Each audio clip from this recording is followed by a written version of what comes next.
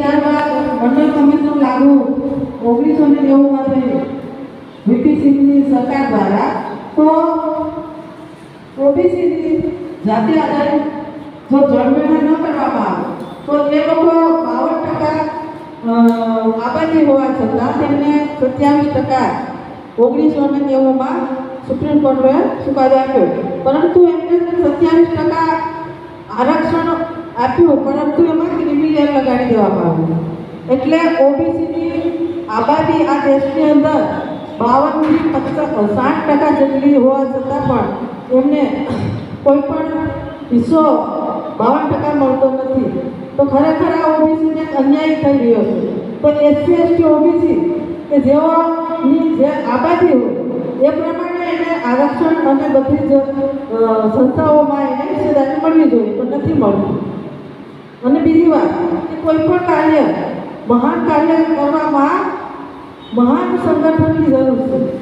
કારણ કે રાષ્ટ્રવ્યાપી સંગઠન બનાવ્યા વગર, દેશવ્યાપી સંગઠન બનાવ્યા વગર, શક્તિનું નિર્માણ કર્યા વગર કોઈ પણ મહાન કાર્ય સંભવ નથી. તો આપણે અત્યારે વર્તમાન સમયની અંદર બામસેફ અને ઓક્સુટ વિંગ દ્વારા જે કાર્ય ચાલી રહ્યું છે, આંદોલન ચાલી રહ્યું છે, તો એ આંદોલનને આપ સૌ સાથ સહકાર આપો એવી હું વિનંતી કરું છું. કારણ કે જ્યાં સુધી આપણે જનસંખ્યા નહીં નિર્માણ કરી શક્યું તો આપણે જે બામસેફનું જે ગોલ છે કે વ્યવસ્થા પરિવર્તન, તે વ્યવસ્થા પરિવર્તન એક બહુ મોટું કાર્ય છે, મહાન કાર્ય છે.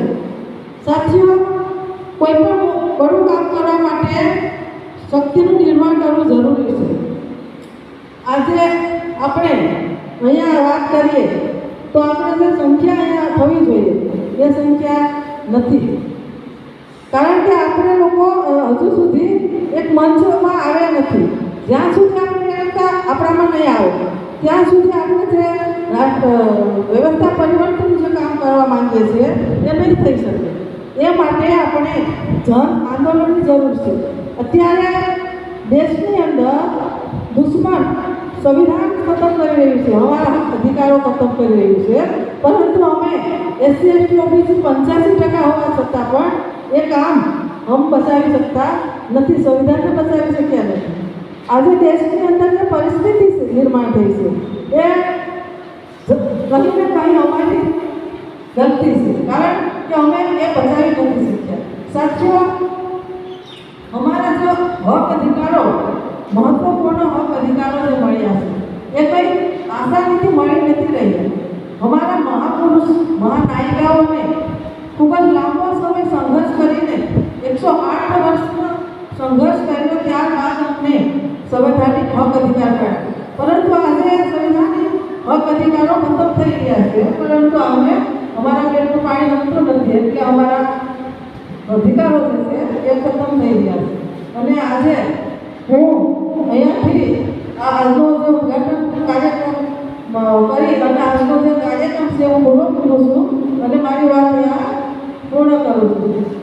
જય ભારત, જય સંવિધાન, જય સંવિધાન.